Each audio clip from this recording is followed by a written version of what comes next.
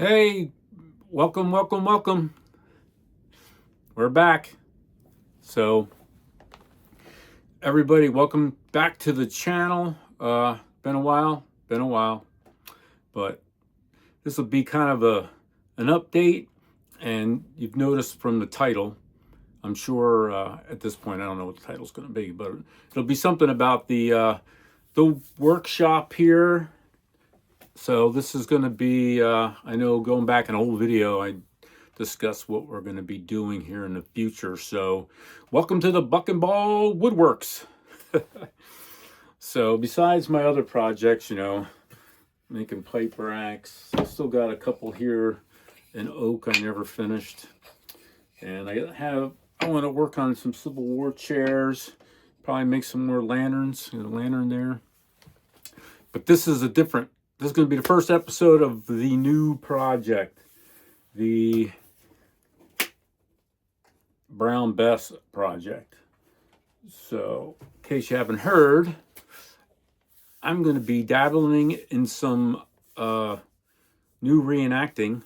I'm going to be getting involved with the American Revolution, or Red War, in between doing my Civil War stuff this year. So it's going to be a busy year. So, so I was looking for a fire lock, and I missed some good used sales because I was hemming and hawing, and then the new stuff is quite expensive. So I went with the Pedersoli second model Brown Bess Kit. So we're going to see how we do with that. But I saved myself anywhere from like $500-600. And so we'll be taking a look at it. So hold your horses. So I got some filing, some scraping, some sanding to do. I don't fancy myself a cabinet maker, though I am a carpenter and do finished trim work and stuff. I'm not a wood carver by any means. I know in the past they talked about trying to carve a pipe, but I never did try that. So this comes pretty much, all shaped and everything, and you just gotta fine tune it. And from my research, there's a couple things that Pedersoli does on their finished fire locks that you could do a little different. You could take a little bit more extra wood off here and there. And so I'm thinking it'd be kind of cool because I'll give it my own special touch, So I've been watching a ton of videos. The Kenton, I believe the Kenton gun making fair, they have a bunch of videos. So I've been watching how to sand and scrape and file, and been learning about, there's probably like half a dozen different ways to finish this thing with tung oil and linseed oil and different varnishes with oil and using dyes, and we'll go over that in a future video. This is more of a unboxing, I guess you could say. So we'll get this thing. I did some organizing here. I got my workbench that used to be my grandfather, so I'll actually be able to do some woodworking on it for a change. And we'll switch the camera around and get this on the tabletop and take a look. All right, so hang on a second. Whew, the wind is blowing out there today, even though it's finally gotten above freezing for a change. So I got my camera here. Let's get this thing out of the way. This is I kind of made this so when I'm working on the gun, I can just sit in this thing. So that's down away, so we don't need that today. Put that over there. It's a big guy. It's a big guy. There's a big girl. Big girl, Brown Bess, right? This is the second model, short land pattern. They had the long land pattern, and then they, decided to take like 4 inches off the barrel, and so this was like 1769 to 75, and you know, a lot of the, the British were using this, and also a lot of the Continentals in the militia, at least until the French got involved and started sending us some Charlevilles, right? So, get my handy dandy knife out. And so I retaped it, even though I did open it because, I had to open it. Of course, New Jersey black powder, is considered not an antique. So I was hoping to find one in Pennsylvania because then I could just purchase it. But New Jersey, it's got to go to an FFL, So, made in Italy, David. So a lot of good cardboard here. Put that over there. You got all your paperwork. Got your little owner's manual. Let's put that on the side. Newspapers. See. And I think this was extra screws. I looked into it before. There she is. So I weighed it. Right now, it's 9.1 pounds. That's before I take off some wood. All right, let me, I'll get plastic off and get the box out of the way, and I'll be right back. There she is. I actually got my bench organized so I can have my tools.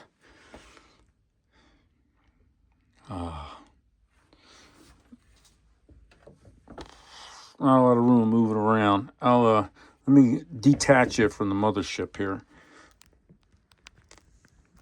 All right, let's come in for a close look. So, got my extra lights here I get out of my... So, you can see I have to do sanding, some filing. That weird ski slope has got to get flattened out, so it's more just a straight 45. Stuff I seen, that little teardrop thing is going to go away and just come to a point. This top around the barrel tang, they call that the beaver tail, but see how high that is? So that's going to get filed down, so it's a little lower profile. All these ridges have to get filed out. Brass has to get cleaned up. Then I did watch a YouTube video on, tuning up the lock a little bit with some lubing. Let's see, let's keep going forward. So, these router marks around the lock have to get done. You can see all this little chatter. It's got to come out of here. Has the steel ramrod, so all these, I forget the name for those again, but the guides for the ramrod, so those forge marks have to come off. And then up in the front, let me get a different angle where the sun ain't on it. The sun. It's the light, and it's not even a light, it's the shadow. There we go, much better. So this front, this is kind of a real steep angle here, so this should be feathered in more into this front ramrod guide. And then the barrel, because they brazed on, it's done with, this barrel's held in place with pins. There's no barrel bands, so where they brazed on those things, you can see like the heat marks in the steel. So the barrel's got to get all polished out, where they put the sight on, not necessarily a sight, it's more the bayonet lug. We're holding the bayonet on.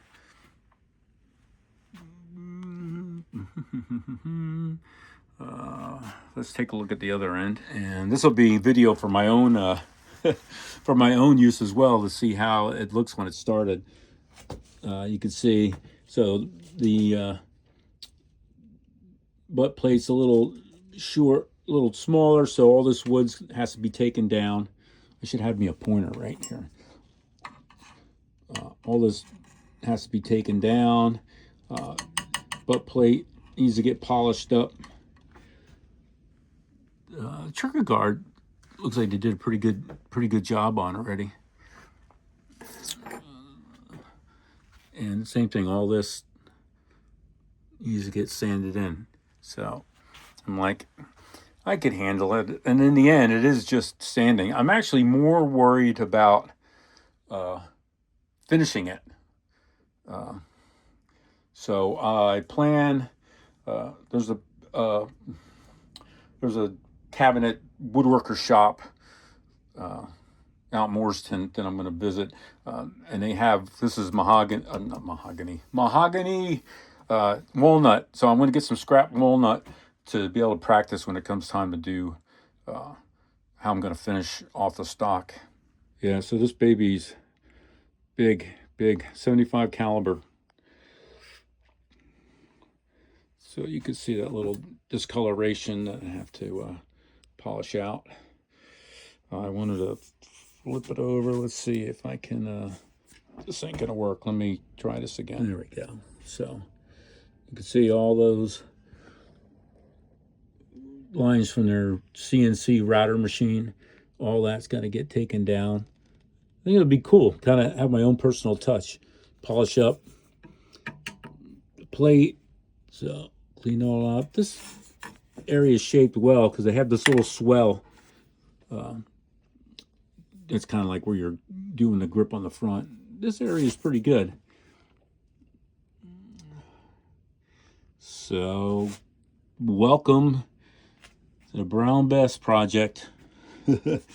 We'll see how I do. I figure I got about a month to get this together. I haven't even started getting anything else together. So I'm waiting to have my first meeting with the group that I'm joining, and they're going to help me out with some accoutrements to ease my way in, but getting the fire lock was the most important thing, and this is going to be fun. So start sanding and filing and scraping. I bought a bunch of tools. I'm going to do a separate video on all the accoutrements I got for trying to finish this baby off. So, give you one final look. I got her in the stand here. So, that's it. We got to make that all look pretty and smooth.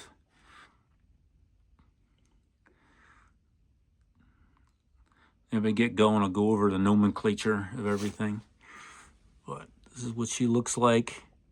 Day one, out of the box. Can't wait to get out in the field. A lot of great events coming up this year. Let me get back in my chair. Like I was saying, a lot of great events coming up because of the 250th semi-quincentennial celebration. I think looking at the calendar for the year, I think there's at least six reenactments that are the actual 250th year date for those. The big one is going to be Washington's Crossing. So anybody in the area around Trenton and Philadelphia, you got to come out this year. Like around December 13th, they do a rehearsal. Then on Christmas Day, they do the crossing on the 25th. Then the 26th, they're going to do the battles of Trenton. And then on the 27th, they're going to do the Battle of Princeton. So, you know, the 25th, 26th, 27th. It's going to be like, you know, the hat trick of Rev War reenacting. It's going to be pretty cool. And there's a bunch of other little battles going on too. So, yeah, it's going to be exciting year. I'm sure my wife is going to be like, I put the calendar together. So not that I'm going to make every event. Because my Civil War guys get, you know, first dibs on me, you know. But in between, I think there's only 1 or 2 weekends that there's a little overlap, or, you know, they happen on the same weekend. But we'll cross that bridge when we get to it. So that's what the heck I've been up to lately. That and and I had a kidney stone removed. It was about the size of a 000 buckshot. Yeah, like 9 millimeters. So I'm kind of recuperating from that. You You know, buck and ball, right? Yeah, yeah. Old age. This is my second kidney stone now. I guess I'm susceptible.